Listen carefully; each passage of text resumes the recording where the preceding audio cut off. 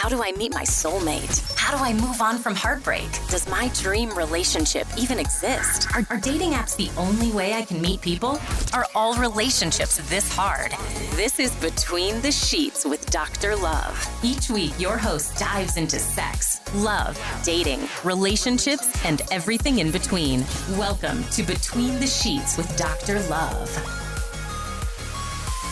Hello and welcome to Season 3 of Between the Sheets with me, Dr. Love. Join me this season as we navigate love, relationships and life with very special guests. Get ready to laugh, cry and connect. I know these meaningful conversations will impart a little bit of wisdom and a lot of love to you. So let's dive right in. Hi, Alanna. Thank you for joining us today. Thank you for having me. You're welcome. So I will say that I'm going to use a buzzword that's going on around right now, is that I am totally loving your vibe. You love my I vibe. watch you on social media and all the stuff that you're doing. I've actually come and visit you to get my brows done and have them shaped and tinted, and it's amazing. But I just want to know, like, you've got this serious eye for fashion. It's just like, you do it so natural and so effortless. Thank you. Have you always had that? Always. It's interesting. People often ask that of me. And I remember when I was a young girl, I used to always sifle through magazines. I would always take magazines to mum when we'd be at the supermarket and ask if she could buy me them so I could go home, cut them out. And that's, I think, where it started from. But also I think my mum was really into fashion growing up. She sort of passed that down to me. But yeah, it's something that's innate within me. And it's sort of that sense of like look good, feel good kind of energy. But it's not your traditional, it's not like what's on trend. Like you are literally your own, like you're your own style. Yeah. Like you'll just chuck some stuff on. And is that what you're trying? Is that what you are? Randomly? Yes. And I find it interesting because I look at other people's fashion and, you know, everyone has their own unique style, but I really try and not follow trends, if that makes sense. You don't? No. Because I'll see you wear something and go, how did she pull that off? I don't know. Where did she even get that item from? Because I haven't seen that in any of the stores in Adelaide right now. I know. I really sifle through things and I don't know where my style really comes from. I sort of grab and pick at different people's styles and sort of amalgamate it to make my own. Does your feelings drive what you wear? Like on 100%. Absolutely. Right. Yeah. So how do we know? Like, do you wear a particular thing when you're feeling a particular like feeling? Like, do you know, like if you're happy, you wear a particular style? Yeah. If I'm feeling sort of a bit flat or, you know, tired, exhausted, I do tend to sort of gravitate toward outfits that make me feel better. Okay. You know, like if I'm feeling flat, put an outfit on that I know I feel good in. And would you go colour, style, feel, fit, like, because people shop very differently. And we spoke about this, I spoke about this on, I think it was with Cassandra, we spoke about how people shop. That's also how they do relationships and the way that they interact with the way they purchase items. So I'm interested to know how do you purchase? What drives your purchasing? It's funny because I'm wearing bright green today, but traditionally I lean in. Thank you. But traditionally I do lean into really neutrals, greys, whites, blacks, creams. Yeah. And then throw in a little pop of colour every now and again. But do you need to see the item first? You have to feel it, try it on. Like what gets you to purchase? You have to see it first. Visual. And as soon as you see it, do you know what suits you, or do you have to actually go? Yes, I'm pretty in tune with what works with my body. I do lots of online shopping. Okay. People often ask where I shop, mostly online. Yeah. And they're like, oh, but how do you know it's going to fit? I'm really in tune with my body now, you know, sort of after the years. So we can talk about that later when we get to the dating bit of the segment, right? Because like we're going to relate the way you shop to your dating. Yeah. But really, in a day of your life, I mean, you've got business, you've got a lot of what happens in a day? What does that look like? Day of my life. Always start the morning. I'm up quite early. Most days it's 5 a.m. the alarm goes off, and then exercise. Always in the morning, you know, I am a runner. Yeah, so, I see. Yeah. I know. I'm checking, and you're checking. I'm seeing what your beats per minute are and how long you're going. What I'm doing. I'm actually at the pointy end of training for a marathon. I've got a marathon in 2 weeks' time. How many kilometres? 42. Wow. 42.2 to be exact. Wow. Yeah. Yeah. So running came to me about 5 years ago. It's something that's very important to me. It started sort of with that cathartic sense of meditation, I suppose, that movement as endorphins. And then I met my running coach about 18 months ago, and just he's really helped me finesse my running as a bit more seriousness, but it stems back to that that mindset for movement. Because they do say that runners get a runner's meditation. Yeah, it's like you reach a peak and you're just like, you can just run and you're just zoned out. Yeah. And I will say I haven't got there yet. And that's okay. It is on my bucket list. And that is okay. Like often my clients are like, oh, like, how'd you get into running? It just naturally, I was always quite fit and active as a child. Yeah. Never a distance runner though. Yeah. When I was at school, 100, 200 would be my max. Yeah. And if I had to fill in for a 800, 1500, I'm like, no, thank you. I don't want to run that far. But now half marathon is my preferred distance. Okay, right. Because I've got a clinic in Norwood and the practitioners are talking about doing the New York Marathon. And I think it's like 40 something Ks. Yeah, 42.2, yeah. Like, just let me fall down now. Because cool. I'm like, how am I going to do 42 kilometres? It's all up here. Exactly, it's in right? the mind. So I'm going to have to probably invest in a running coach. Yes. So I'm like, I need someone to like, not just train my body, but train my mind, because it is a mindset. It is a mindset. Totally a mindset. And really I know the minute I run, and I know the minute I want to give up. It's that I think it's just early in the run you get this hard peak, like this hard bit. You do. And I think if you push through that, you sort of then you find your mojo. Yeah, it's true. One of my girlfriends, also a runner, said that it's the first 5 kilometres. Once you hit that 5 kilometre point, your body has sort of adapted to the change, like cardiovascularly, respiratory. Your body has adapted to the change in movement, and then you can sort of just coast. 5 kilometres. Yeah. I got to go to 5 kilometres before I get there. That's why there's Let me get to 5 metres. To 5 metres. You can do it. Baby steps, baby steps. I believe in you. Okay, 5 kilometres has to be the goal. Because if I can get to 5 kilometres, I can do, is that what you're saying? I can do 42 kilometres? Yeah, girl. Right, I can do anything. You can do anything. I can do anything. That's it. So I know, so that's the day. So you start with exercise. Exercise always, it really sets my day up right. You know, it's just all about that movement for meditation to really get me in the right frame of mind for the day. And then normally I'm working, and my life is honestly quite boring. Work, doesn't home, sound boring. early night. My husband and I, it's kind of a joke, but 8:30 ticks over and I'm like, bedtime. But it sounds like it's actually quite intentional, your life, right? It sounds like you're intentionally waking up to exercise or what's good for your body. You're intentionally waking up to feed your body well, get to work. So either boring or intentional, I'm not sure. Regimented, because it works. Yeah. I found what works for me. Yeah, it works. So whatever works. If that's when you're at your best. That's when I'm at my best. Do you find if you come out of that routine and you're not exercising and sort of getting to work or getting to bed early, that there's a bit of chaos? Is that what happens? Yeah, and it's definitely reflective. I am a sucker for routine. It's really interesting. I actually went to Gold Coast a few months ago for a half marathon, and one of my clients was like, why didn't you stay for a bit longer? You know, really sort of lean in, have a holiday. I was like, it sounds crazy. I would rather take a holiday at home and, you know, have a few days off work, but still have a bit of routine per se. I thrive in routine. Okay. I really enjoy it. I think we just own it, because some people do. You know, even when you talk about parenting and growing kids up, and we'll talk about, you know, there's a little girl that I want to talk about in a minute, but, you know, growing up with children, like they all thrive in routine. It's the best sort of, and most successful CEOs and people that have successful businesses have quite a regimented routine. You know, they get up, they do their exercise, or they do their mindset stuff, and they don't even touch their phones for the first 2 hours. That's when they're doing their stuff. Make and they're up before everyone, right? They make their bed. 5 a.m. to 7 a.m. is just their time, whether it's exercise, making the bed, having a good breakfast, meditating. It's really important to have that routine. It's really important. It is. And it's nice that you touch on that, like the first 2 hours not touching your phone. I think that's important. And also I think that is also why I really love running, because it is my switch off point. My phone, as I'm sure you are aware, yours would be the same. It never stops. It's constant. You're with clients, whether it's Instagram or social media or emails, it's forever turning over. And to be able to switch off and not feel guilty for not tending to that, it's really fundamental. So I have come to see you at work. Talking about work, I have come to see you at work. And obviously a brow, like having a good brow is so on trend right now. And I love what we're doing. It's changed from having no brows and really thin many, many years ago to like having this thick, luscious look, and you're totally a queen at it. Thank you.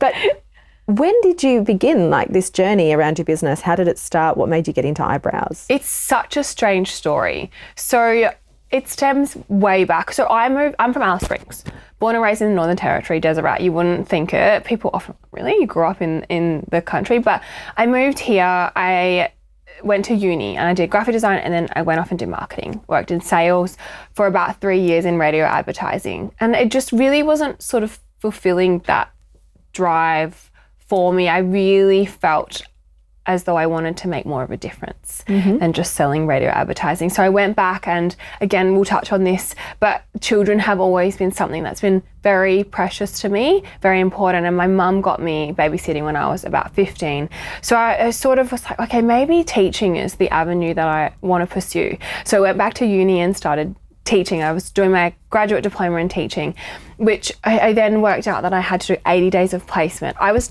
nearly 27 at the time. I was living obviously out of home. I had, bills and things I had to pay.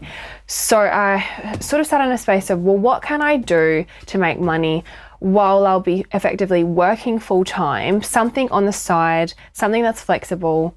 And I realized I had this weird obsession with people's eyebrows. I was working in retail at the time and noticed people's brows. They stand out. You're the crazy girl in the shop that looks at our eyebrows. I am, and I won't apologize for it. I make brow contact before I make eye contact. And I always compliment people if they have awesome brows. I don't say anything about them, not so much, but. And so one of my girlfriends was doing my brows at the time. And I just reached out to her and I was like, I'm thinking about doing this course. Like, would you mind? I went on and did the course. Like I said, started out as a bit of a side hustle, and I found my passion and something that I was actually really good at. And it just sort of naturally and organically built from there. What do you love about it? Because you say it's your passion. What do you love about doing people's brows? What is it? It's really interesting. It's not necessarily the brow component of it. Yes, I have such an appreciation for a brow and the aesthetic, but it's the connection with my clients. Yeah, it's the regularity of the clients that come in, the connections that I make with them, the relationships that I build. I see my clients go through, their life phases, whether it's getting engaged or meeting a partner, getting engaged, getting married, then having children. I see all of that because of the regularity of their appointments. So that's connection, right? Yeah. It's probably what you weren't getting in sales 100%. And marketing. It's quite superficial, very transactional. 100%. And the relationships that I create, they become my friends. But the market's really saturated with people that do eyebrows, brows, lashes. It's so saturated.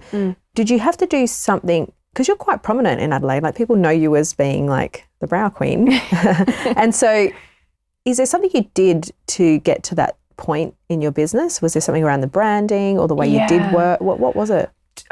It's funny, and I get such imposter syndrome when people say like, you're the brow queen of Adelaide. Firstly, thank you so much. But I think it stems back to the service that I provide, not only the quality of the brow that's delivered, but it's the little things. After every new client appointment, I'll always message my new client and thank them for their service, like for coming in for the service on that day. And I always cater it to a specific point in their conversation and try and have that personal note within there. And it's, again, like what I say, the connections that I have with my clients that I think is why people keep coming back. Not only for the amazing eyebrows, but of course, they come to see me. Yeah. So do you feel like you haven't needed to really do much marketing around the work that you're doing? It almost organically grew? Yeah. Is that what you're saying? Word of mouth is, social media is prevalent. Most of my bookings do come through my Instagram. And I think, stemming back to that graphic design and marketing skill set that I learned from university, yes, it's changed a lot. I graduated from marketing in 2012. Yeah. So it's changed a lot. Oh yeah. Social media platform was just nothing. I wouldn't even touch on that. I think maybe Facebook was what we looked at when I was at uni, but Instagram, and it's a vicious beast, trying to maneuver it, the engagement and trying to work out what's working. And the algorithms are forever changing and you don't know what's working, what doesn't. And you've got to be invested, right? You've got to be on it all the time. It's a full-time job. Yeah, I agree. But so Instagram's brought you some type of acknowledgement around the work that you do. Yeah, totally. But would you say that most of it has come from the connection, the service orientation of the business, like the ability of people to go, hey, she's amazing. You know, the word of mouth, go see Lots her. of word of mouth. And it's true. Yesterday I had a client come in. She's sent me 3 or 4. She's got another one coming in next week that she's spoken. The girl was a bit traumatized. She'd gone to Someone else. Yeah. I hate when that happens. The brow trauma, it's real. Yeah, it's unfortunate. It's so real. But yeah. hopefully not after people leave my studio. Yeah. But yeah, sorry, it's that conversation, you know, girls are sitting around with their friends and, oh my God, your eyebrows look incredible. Where do you go? It is that word of mouth. If you have to talk, I mean, everyone is sort of looking for, you know, you've got young people coming in to the beauty industry. I mean, you could have really done brows, lashes, face. Like, why did you just stick to brows? What was the... It's so... I just pinpointed to this one memory. I was working in retail and this girl came in. I was serving her. Your eyebrows are amazing. I will never forget that point. And it was from there that I was like, I think I have this weird thing about eyebrows. And I just leaned into it. Okay, because this is what we talk about in branding and when you're setting up a business is be very clear about your offering and don't get like, you don't need to do everything, but do something really great. Yes. And I feel like that's what you've done. Yes, and I've learned that the hard way. I think for a while I was really lost in terms of who I was, what I wanted to do in terms of career-wise. I was doing all of these random bits and pieces. I was doing disability support work and nannying, working in retail, you know, touching on that fashion aspect, but also the connections and the relationships and the care for and love for children. So it was really convoluted and complicated and I had no idea where I wanted to sort of go. But yeah, like you say, I think it's better to, and I think in society we can often get caught up in trying to do 100 things. I think it is best to, you know, pinpoint it to one thing and do it well. Yeah, I agree. Because you can focus your energy there. Yeah, and you know what you're marketing, you know who your target audience is, you know what you're offering. There can't be really any confusion when you're doing something, one thing really great. Absolutely. Because someone's going to ask you, what do? You do eyebrows. Eyebrows. Yeah. And someone's going to be able to receive that information and really know what you do. They're never going to get confused. No. Yeah. Yeah, and you won't get confused. Yeah, as so well. you'll know where to go. Yeah. So if you were going to give someone advice getting into sort of maybe the beauty industry or into a business, what advice would you give them now looking back on your journey? Yeah, it's a really good question. And, you know, I didn't really have many people in business when I was sort of starting out. My parents, my mum was quite tough on me in the sense of going to uni, getting a job, working for someone else. And I think naturally I'm a middle child and I love to rebel for no reason other than just to be a rebel. Dredged middle child. Right? Yeah. But I almost sort of had to step away from what I had almost been taught purely for the sake of just rebelling against what my parents had sort of instilled in me. Why did the middle kids do this? I'm going through this right now. I've got one of you right now. I'm like, someone save me. I know, my poor parents. It's the hardest to parent.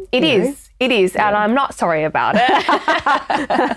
Look who you've become from it. And that's exactly right. Yeah. But, you know, like I said, really, business was quite foreign. I had no idea what I was doing. I still sometimes don't know what I'm doing, but I think it stems down to the sense that I always knew I wanted to be my own boss.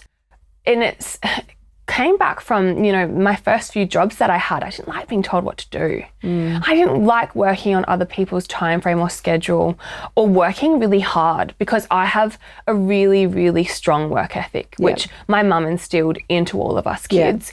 And I worked so hard and busted my chops for other people and I wasn't seeing the benefits of that.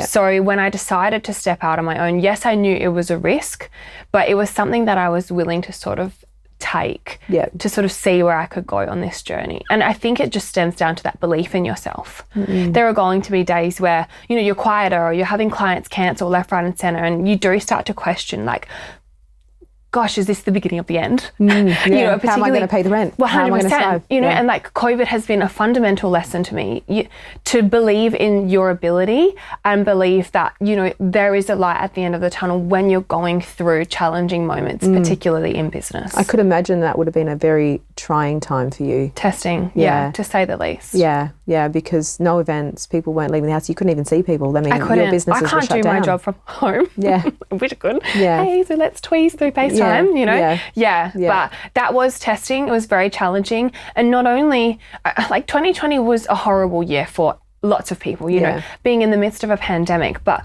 I think everyone that I speak to about 2020 went through something personal, relationship-wise or family. I saw it all the time. Yeah. I had so many things happen to me that year. Not only did I have to shut my business for about 4 months, relationship that sort of was incredible and then fell by the wayside, and friendships that were lost. And I think everyone was just doing the best they could to stay afloat, that we all sort of lost inside of who we were. Yeah, I think it was about then when I was coming to see you. Yeah. And we were having those conversations on the chair. We're like, what's going, everyone's going through some form of transition or some form of change. Like, I think it's happening universally, because it's not just us here in Australia or in little old Adelaide. I feel like everyone was going through a massive shift over the last couple of years. We all learned lessons along the way. 100%, and the lessons have been invaluable. Yeah. But I've also learned a lot about people around me, and it was interesting because initially I was really hopeful that the lessons were going to create this really beautiful energy within people, and I think initially it did. But now I look at society, and unfortunately I feel as though lots of people have gotten quite selfish. And I wonder if that is that fight or flight sensation. People are scared. Scared. You get selfish with time, even generosity, compassion. Yeah. People get a bit selfish with that. They think, you know what, it was taken from me before, I don't know if it's going to be taken again. And that's so you get a bit guarded. Totally. Yeah. I get that. Yeah. I feel it sometimes, it's like an energy. But I feel like we have an opportunity to move through that, because a lot of us can look back and appreciate what we lost and think, hang on a minute, I don't want to take this for granted. No. I love being able to be around people. I love being able to do my job. I love being able to connect with people and have contact. I didn't like being closed for 4 months. Touch, and, if it's your love language, you need physical touch, right? Is that your love language? Physical one of them, right? yeah. Yeah, so, you need quality time. If your love language is quality time, how do you do that when you're locked up and can't leave the home? Yeah. So there was a lot of stuff going on that I saw in my practice around connection and people feeling isolated and disheartened, and there was lots of mental health stuff going in the background. So much. You would have had some limitations. Yeah. Going through that time, and not just that time, just in business in general. Yeah. What did you do? I mean, you've mentioned exercise is being good for you, and you said about 5 years you started running, but I'm sure you had limitations before that and things that came up for you. What did you do to get through them? I've always really, and I'm really open about this, I've struggled with mental health issues and a mental illness. I've been diagnosed with anxiety disorder and depression, and I can look back since I was about 5 and know that I've had a really anxious mindset. My mind works in overdrive, and no matter the circumstance or situation, I ultimately always land at worst case scenario. It's really, I'll just give you a quick example. I was catching up with a friend the other day and I saw his phone pop up, the message pop up from him on my car screen, and we're about to catch up to get a coffee, and I was like, oh, he's cancelling on me. That's it wasn't. Yeah. He was asking what my coffee order was. But why does my mind go there? Yeah, why does it? I think it's a protection, me protecting myself, because if something bad goes wrong, I'm protecting myself. I'm almost preempting that something bad is happening so I can prepare myself for the worst. So it's almost like if I expect the worst, I can't be let down. And it's about those expectations. So that's learned from somewhere, right? Yeah, and my sister said this to me one time. I was really disheartened. Something had happened with a male that I was invested in romantically, and she was like, you need to lower your expectations. No expectations or lower expectations won't lead you to such disappointment. And it's a really hard spot to sit in, because I pride myself on upholding really high expectations of myself. Firstly, the respect that I pay on people, but how I treat people as an entirety. Yeah. And I don't really want to have to sit in a space of lowering expectations on other people because I'm often let down. Yeah. But well, it just means like, I don't know if I like the dialogue around lowering your expectations. No, me either. I didn't. I would prefer you just to date someone else. Yeah. Right? Good advice. I would rather you, because what happens is that you drop your expectations. When you drop your expectations, you drop your boundaries. And you start to accept things that you wouldn't accept if your expectations were higher. Yeah. You make excuses for shitty behaviour, right? That's what happens. And so I know your sister's telling you from a place of love. Yeah. She's like, stop being so fussy. Like, you know what? You expect too much from people. Too much. You are entitled to expect that because that is what you're going to give. And so it just means you're with the wrong person. You don't need to change who you are for you to be able to meet somebody that meets your expectation. Okay? So you keep your expectations where they need to be. As long as the expectations are not unrealistic. Yeah. Right? That's where it gets into, and we do that. We have unrealistic expectations when we want to sabotage ourselves. Yeah. And I'm aware I'm the queen of self-sabotaging. Yeah. I do it. My housemate gives me really sound advice because am I actively dating at the moment? I am manifesting the love of my life. Good. Yeah, I'm manifesting him. I have a visual. I'm going to put you on my DM list as well. Alana's single. Alana's single, everyone. DM me, I'll screen them. Please, thank you. You can. I would appreciate that. Thank you. But yes, it almost like presented to me. I'm sure you would have, but have you ever had like a premonition almost? It was just before my 31st birthday. One of my clients was like to me, "Are you in a relationship?" And I said, "Yes." I was like, "No, wait, what? What did you say? Am I single?" "Yes, I'm single." And then it was almost like in front of my eyes, I was like stepped out of my body and it was like I could see myself in a relationship. And since that point, I now know that I'm ready to meet someone that I want to spend the rest of my life with. Okay. So you now know that you're open to it? Yeah. Okay. Good. This is good because this puts you in a space of I can see it, I can feel it, and I know it's there. Yeah. So if you know it's there, it's there. Okay, it's not just a thought in your head, it's more than that. When you start to feel it in your physiology and you can step into it and you're starting to have these Freudian slips, like as if you are in a relationship, it's not far. Not relationship? It's not far. Who is he? Are you in a relationship? Yeah. And you're like, oh, hang on, that wasn't me talking. Yeah. It was so strange. Yeah. But it was you talking because there's a part of you that knows they're in a relationship with someone on a spiritual level that hasn't come physical yet. Okay, hurry up, peeps. Help her out. Help a girl. Help a sister out here. Send him on. She's ready. She's ready. All right. She's ready. So that's really beautiful. So your mental health journey is you started it quite young, and you said you had a bit of an anxious mindset. Did it start with things like your attachment? Is that did you have attachment issues with your parents? Were you nervous? Were you shy? Shy, but also something that I'm really working on with my psychologist at the moment is, unfortunately, my parents are currently going through a really nasty divorce. At current time? It presented itself about 4 weeks ago. And during that and amongst that, I don't really have the best relationship with my mum.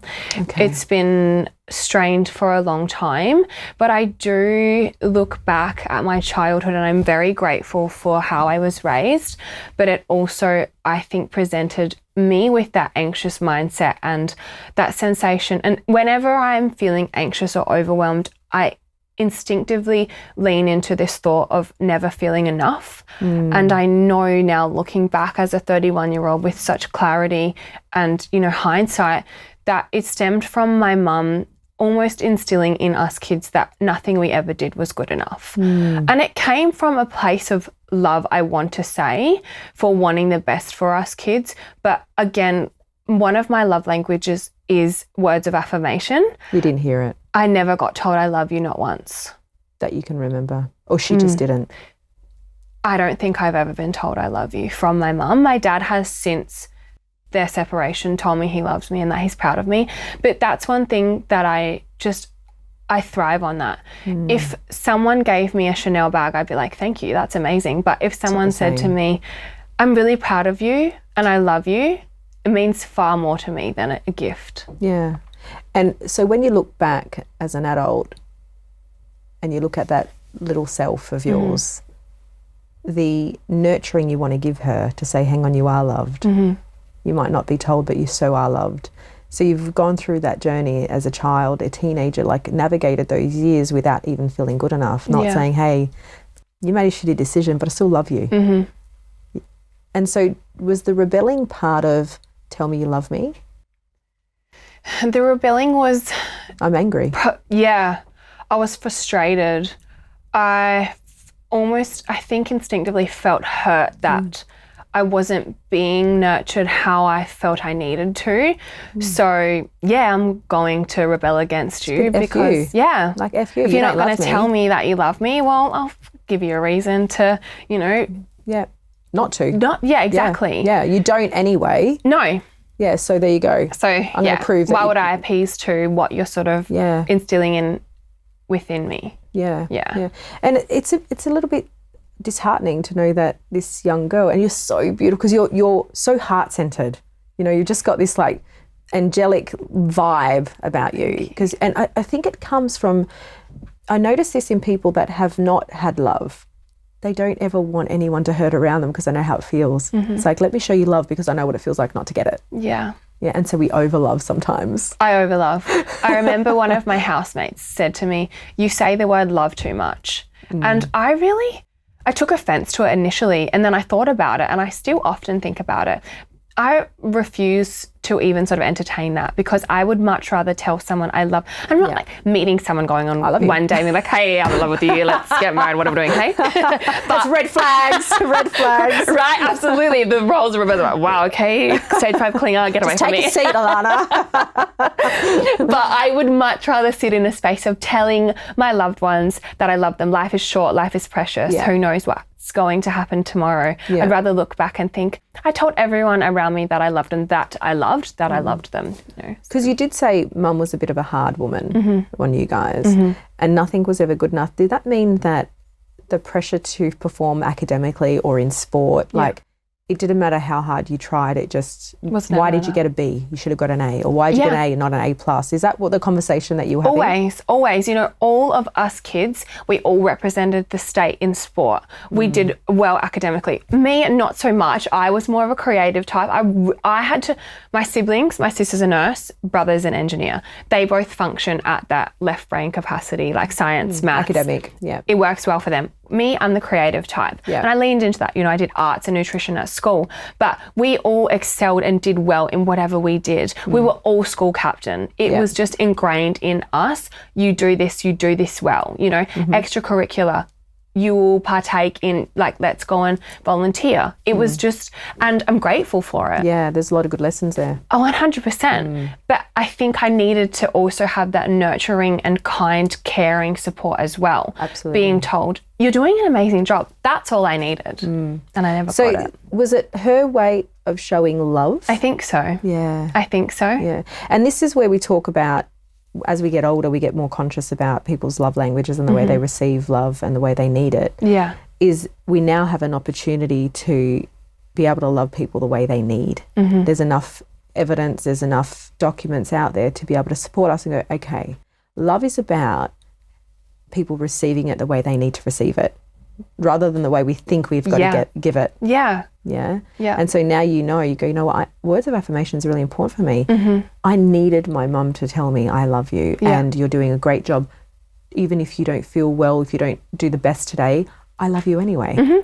And this is not to blame anyone's mums or dads. And this is important. These conversations are really powerful, especially for me being a mum, because I'm like, I can see that I'm quite a high achiever myself, and I can see the pressure that I could put on my children and go, that's not good enough. You know, like, and when I say it's not good enough, I know you can do better. You've got it in you to do better. You let yourself down. Yeah. But then balancing it with, I love you, kissing my children every night, like making sure that I do that, but still having a high expectation. 100%. But I'll be honest with you, Alanna, like being a parent, like you just try your best. And, you know, we bring our own traumas and our own baggage into being a parent, into being in a marriage. And unless we've dealt with them, like, unfortunately we bleed on the people that we're not supposed to. And it's interesting that you say that. I do look at my mum. She was one of 13. Wow. Right? Irish Catholic. Yeah. Wow. And I know mum needed to use her voice when she was growing up. She's the middle child. Wow. Yeah. Say a bit more. Hang on a minute. Let's just talk a bit more about mum here. I want to know the similarities. Yes, very similar. Wow. I think we butt heads because we are very similar.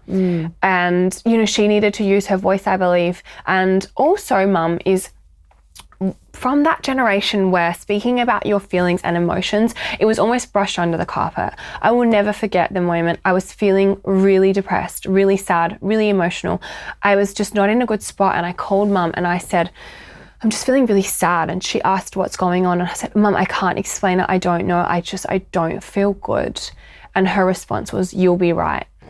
And I'll never forget that conversation. How old were you? Maybe 24. Yeah. So there must have been, for mum to be able to have that response, she must have done life within 13 children just being all right. Totally. She would have had to tell herself, you have to be all right, because how is it possible that one father and one mother can equally distribute the same amount of love to 12 or 13 children? It's not. Yeah. So there was a point in her life where it didn't matter how bad she felt, that she'd just have to be all right. Absolutely. Yeah. Absolutely. And I think I pride myself on my ability to be so self-aware, you know, aware of my emotions, my feelings, what I'm thinking and what I am doing and projecting on other people. Yeah. And I think my mum just doesn't have that capability, and that's okay. But it's in effect impacted my mental health. Absolutely. It will impact. It has a carry-on effect, right? This ripple effect that unfortunately it is our responsibility to become aware in this world. It is our responsibility. 100%. Ignorance only actually, is only helpful to the person that's ignorant. Yeah. And not the people around them. Totally. Right? And so if we take the responsibility of becoming self-aware and really knowing who we are, we then can impart the same gift to the people around us, our love for the other people, right? So for instance, being a mum is, if I can become self-aware, I can say to them, it's okay to work out who you are. Sometimes you're going to feel shitty. Sometimes you're going to hate who you are. Yeah. You're going to like beat yourself up, and that's all right. Yeah. But that's the journey. It is, yeah. But still have your back at the same time. Totally. And do you feel like that's the missing part, is that you didn't have the emotional backing? I didn't. Yeah. And I didn't feel as though I wanted to talk to my mum about my struggles, about my journey, about my sort of mental challenges, because I didn't feel understood. Okay. What could she, and I ask this from not just a personal place, but other mothers listening, what could she have done different for you to feel heard? I'll give you an example. So you've mentioned Penny. So I look after Penny and Freddie. Yeah, Penny's 5. It was going to be a question. I want to know who Penny is. I've seen you segue into that. Girl. So go straight into it, because I want to know who Penny is. So tell me about Penny. Okay, I'll tell you about Penny. So when I was sort of in that weird wishy-washy, I'm not really sure what I'm doing phase of my life, one of my friends knew I'd sort of worked with kids a little bit, and asked if I had the capacity to look after 2 kids. At that time, I was sort of growing my brow business, doing a bit of support work in between all places. And I was like, I don't really have the time, but I'll meet with the family and see. They really needed help. They'd had a few nannies that sort of just been a bit lackluster and just left them high and dry. So it was just straight babysitting work, not care as in... Not disability support. No, just straight up sitting. Yeah, so Penny was 18 months, and I think Freddie was about 4, just about to turn 4. And I went and met with Joyce and Freddie, and she was like, look, I'm a doctor and my husband owns his own architecture firm. We just need an extra set of hands around the house, just in the interim while we figure everything out. And it's funny, I fell in love with Freddie, right? He's so beautiful. And now Penny was, 18 months. She was tough, challenging. She didn't like me at the start, hey. Yeah. I would often go there and she'd be like, I don't want Alanna here. And I was like, well, I don't want to be here either. She was rejecting you. She's like, she was standing her ground. Who's this other young girl in my space? She's very stubborn. Penny, also Taurus. Yeah. She's born 5 days before me, obviously years later, but we're very similar. So from that point, I just worked within the family, and I fell in love with the whole family. Yeah. So much so I still look after those kids. I have a very, like what you've said, successful, busy business, and I am a runner and I'm incredibly busy day to day, but I take the time to look after these kids because it means a lot to me. Having these children in my life has really benefited not only my mindset, but having almost what I feel like a family environment within this space. Yes, I'm hired by them, but they're my friends and they're my family. And it's been fundamental to the development of who I am as a person, you know, watching Penny grow up. Yeah. I think perhaps I'm trying to be the person that I felt I possibly needed. Well, I think if you have a think about it, you missed out on that family sort of dynamic, that family connection. This gives you an opportunity before you do your own to actually see and experience what that could be like. Yeah. Yeah, because we can only reflect back on our experiences and the things that we've had to endure in our lives, right? We look back and go, that was a good experience, that was a bad experience. But now you're almost creating a scenario where, let me actually see what it actually looks like to be in a family, but different from the one that I came from. Yeah. And you've immersed yourself in this little mini family that even though you're paid, but it's like you're part of the family. I am. Like I there's a fair exchange there. You know, they just got back from New Zealand and I was saying, I've never seen snow. And Joyce was like, why didn't you tell us? You could have come with us. So it's such a relationship like that. I spend Christmas with them. You know, they are so important in my life. Yeah. And so that connection is going to be a beautiful transition for you for when you move into a space of when you're ready to do your own. It's like, now I've got something to look back on and go, I want to do it like that. Because I've seen that worked. I know what doesn't work. Because sometimes we go through life, we know what doesn't work. We don't know what it looks like to make it work. And what we find is that we go into patterns that we know and they're unhelpful, which means we start to do the patterns of the family we came from that we didn't want to do. But now you've got something else to reflect on. Yeah. Another example, another experience, which means it sets you up really for success. How does that sound? It sounds incredible. And you know, it's true. Like it is such a space of what is working. Tom and Joyce, just the dynamic, it works well. Yeah, not any relationship or family dynamic is perfect, but how they support their children. You know, I remember, and it was such a joke, but Penny is so stubborn and Tom said, you know, she'll either be like a stripper and do it really well, or she'll be the Prime Minister, you know. When she digs her heels in, she digs her heels in, and when she when she goes after what she wants, you know, she gets it. But yeah, and that is, it's beautiful to see that they are supporting and nurturing their children. Can you love them in a way that you felt like you weren't loved? Yeah. From a child's perspective, like giving that child love, that young girl, you can do it different for her. The bond that I have with Penny is something that I can't even describe. It's strange because she isn't my daughter, but often, you know, especially when I had blonde hair, people used to walk down the street like, is this your daughter? I'm like, yeah, I had a 5-year-old. It just popped out a 5-year-old. She's on the shelf for the last 5 years. But our bond is special. It is special. You can see it. Yeah. And it's really beautiful because these are all lessons that you're going to be able to take with you. Yeah. Yeah, it's a really beautiful story. I love that you've got the patience for that and the heart to do that. Thank you. Yeah. So I know that you're single right now and you're manifesting the love of your life.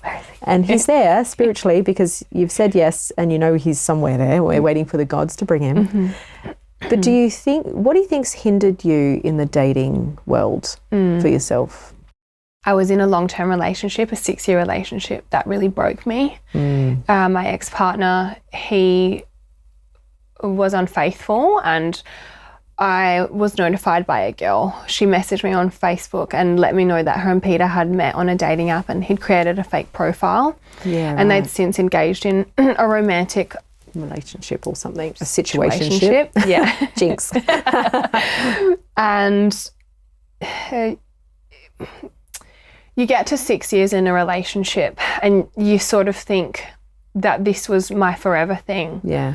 When I found out, the week I found out, we were looking at going and looking into investing in property.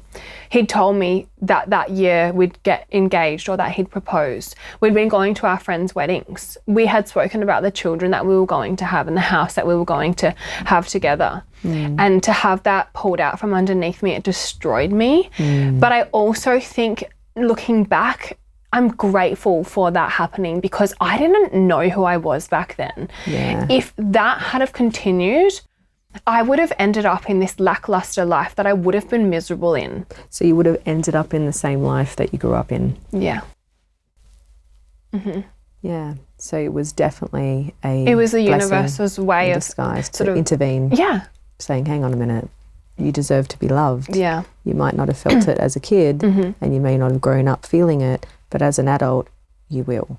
And so the universe has done you a favour. Didn't feel like it at the time. Didn't. It felt, and I really sat in this woe is me place of pity. Why is this happening to me? What did I do to deserve this? Why am I not good enough? And again, why am I not good enough? What was wrong with me that he had to stray and go elsewhere? And I really struggled with that for a good 3 or 4 years post breakup. Wow, that's a long journey. A long journey. It was. It wasn't until probably like 2 or 3 years ago, coming out the other side of that I recognized that I am worthy of love and that there is someone out there that will love me, flaws and all. But I needed to go through that. What do you, when you look back on that, if it had to, and I'm not saying it would ever happen again because it wouldn't, because you're a different person now, right? But would you have done something different back then? And in hindsight, I look back, was I really happy in that relationship? No. Yeah. I was settling. Right. Which is why she's stubborn now and won't settle. And my won't standards bring the are so high. Down, right? And I'm okay with that because my standards won't lower because I know my worth. So you're looking back going, I know what I did different. I settled. And would you say that is the main lesson in that journey? Is one of the main lessons is that settling and not being happy and just settling for a relationship is really a recipe for being lonely and unhappy? Absolutely. Our dynamic, yes, I still love him. He was the first love of my life, true love of my life. There are components of his our relationship and his personality that I didn't necessarily really even like. But I thought I was happy. You know, coming out the other side of it, looking back with clear hindsight, I wasn't happy because I wasn't being true to myself, because I hadn't gone through a journey of knowing who I am and finding out who I am. And you can't really, hindsight and time gives us that perspective, right? Because when you're in that relationship, you're functioning at a certain vibrational level. So that's all you know. Yeah. It's not till later that when you go through the pain that you've got to work through it, your vibrational energy rises and you look back and go, if I had to meet him now, he would still be here and you couldn't date him. No way. Right? There's a big fat no there. A big fat no. You could never go back to somebody like that that's functioning on that plane. You're like, we don't speak the same language. No. And I guess one of the lessons is when you bring the expectation down or you don't know who you are and you're going to a relationship, we start to define ourselves as the other person. Yeah, we become this one rather than two peas in a pod. We become one pea. We became one, and we became one so much so that I'd made his friends my friends. And that coming out the other side of it, yes, okay, he didn't necessarily do the right thing by me, but effectively I lost my whole network, my whole friendship circle, because they were his friends. Yeah. And that loyalty, you know, like they'd see me down the street, and particularly like my ex-partner played footy, and I'd see heaps of his footy mates out and they're like, oh my God, is she going to cry? Not like, you know, hey, Alanna, how are you going? I was like, I'm not going to cry in front of you. I'm actually like, I'm fine. Dealing with some shit, but I'm okay. Yeah. But it was that awkward, like, oh my gosh, like. Should we speak to her? Not. Right. We're loyal to him. We're his friend, not hers, but we did spend some time. And so you not just lose the relationship. I lost everything. So you are on your own. Everything. I had to start from the bottom up. And not only in the sense of losing a partner and that friendship and those friendships, but, the house and everything, I had to start again. Yeah. Yeah. That's a hard place to be, but also beneficial. Totally.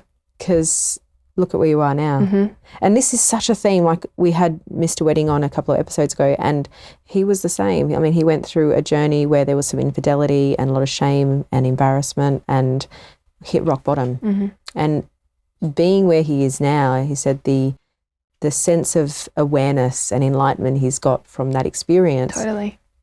It's almost, you've got to be grateful for the experience. And I am. I sit in such a space of gratitude for that journey. It really presented me with a really deep, dark mindset. I found myself really depressed for a really long time. I really struggled with that, so much so that, there were moments, and a particular moment where I thought about ending it all. And looking back on that and recognizing that if I can go through that, I can go through anything. Absolutely. Because unfortunately, you got to know the darkness to know the lightness. See the light. Right? You have to. You do. Because you've got the willingness in you coming from the dark to go to the light. That's it. And so now you know what it looks like. Like, I can be there, but I choose that. Yeah. I choose that now. Absolutely. Now it's a choice. It is a choice. Yeah. Yeah. Yeah. That's a really beautiful story. Thank you for sharing it, because it's quite a vulnerable space. I think it's very important with the platforms that we have to be able to talk about mental health and saying, hey, we're successful. I mean, I've had struggles myself of, imposter syndrome and anxiety and things like that, and relationship stuff come up for me. And being able to talk about it and saying you can still be a kick-ass boss woman or a person in business and successful. You can do you can have everything and still feel that way. Yeah. And it's okay. It is okay. It's okay. So to wrap it up, if you had to look back and tell your 10-year-old self something and, just hold her and what would you say to her? What could you say to her? I love this question. I think about who I was at 10. I have no idea. I can barely even remember. But then again, reflecting, I look at Freddie, he's about 7. So I think around about that age, what would I have wanted to have heard at 10? What do you need? What does your 10-year-old self need to hear? Yeah. And I, to be honest with you, would I tell a 10-year-old something this deep? Maybe, but would they understand it? Maybe not. But this is you. I would tell myself that life is beautiful. It's not always going to be easy. In fact, it's going to present you with challenges. But I really want you to lean into who you are, your true self, and that you are loved, you are supported, and that you are allowed to take up space and to trust your gut and trust your intuition. And how different would it be for that 10-year-old if that 10-year-old heard that? Be a bit different, wouldn't it? Yeah. Yeah. Thank you for coming on today and sharing your story. It was lovely to have you. Thank you for having me. It's a space of vulnerability and openness. And I just want to tell you that I love you. I love you. I love what you're doing. Thank you. I love that you can do all of this and still talk about the struggles and just hold space for us to do that. Because it means that now we can hold space for other women to do that too. Yeah. Yeah. So thank you for coming on. It's been amazing. I've loved it. Thank you for having me. See ya. Bye. Thank you to our sponsors, Sexyland, Australia's largest range of fun for adults, and Cassandra Mamone for designing timeless pieces of jewelry that encapsulate classic design and modern inspiration. All advice given on the podcast is general in nature, and if you need a tailored approach to your wellness journey, reach out to the incredible team at Sonare Wellness for both traditional and alternative therapies. We acknowledge and pay our respect to the traditional custodians of the land that we gather on. We respect and value their past, present, and ongoing connection to the land, sea, and skies. Thanks for listening to the podcast with Dr. Love. For all show notes and resources mentioned in this episode, head to www.drlove.com. That's DRLURVE.com. Got a question for Dr. Love? Email her at ask@dr.love.com. Love the show? Remember to subscribe on your favorite podcast app. Leave us a review or share it with your friends. Thanks for listening, lovers. We'll see you on the next episode. This is Between the Sheets with Dr. Love.